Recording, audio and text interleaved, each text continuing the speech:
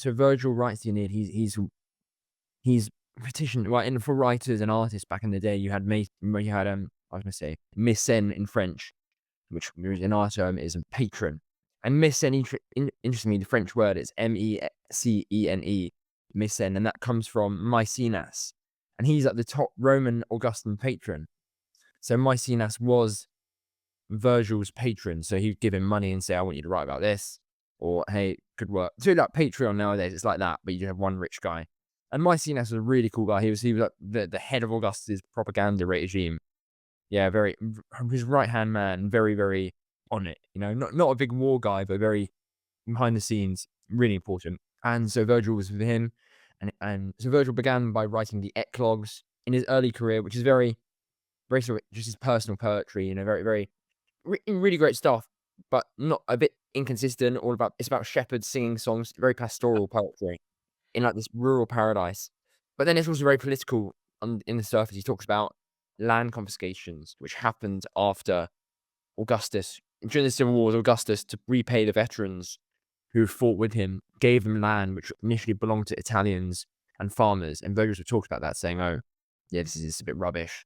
And Virgil's from Mantua, and there's a great line in that first poem. He says, "Mantua, well, we'll love you, Augustus, if Mantua is saved for us." And it's partly saved, but not completely saved. So, but then Virgil writes the Georgics, and that's about farming, because he starts writing this normal poetry. Then he goes to didactics, so he's teaching people how to farm, and that's a bit more serious.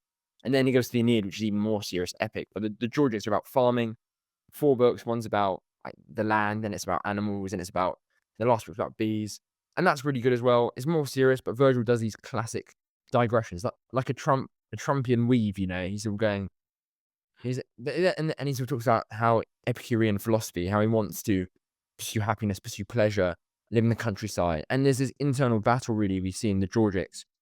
Perhaps he's got this offer from Maecenas to write this Aeneid, and he's saying, do I want to do this? Do I want to go to this city and have this glory, or do I want to stay in nature and do what I really like doing? And he chooses the glory, and of course he is the most important Roman poet ever, the most important Roman writer, you could argue, because he writes this epic, the Aeneid, which is it mythologizes Augustus' place as Rome's leader. It mythologizes Rome's place as the supreme power for the world, and sort of manifests that destiny for the next sort of 500 years, in terms of Rome just being all powerful all the way into the future, So it's and it builds off the two other most important texts, Homer's Odyssey and Homer's Iliad, and it's of the Roman equivalent of that. So because it completes the epic cycle, it takes us from the end of the Trojan War, and where the Trojans lose the war, and there's a Trojan horse which comes in, and then they flee, and it follows Aeneas, Aeneas is the leader of the Trojans, and it's his journey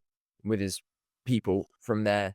They have a big journey down south. It's quite a complicated journey, but then they eventually arrive at they arrive in Latium, and Latium is modern day Lazio, the region of Rome, and that's when they arrive, and then they sort of found this settlement, and then his son goes on to found properly Rome, really.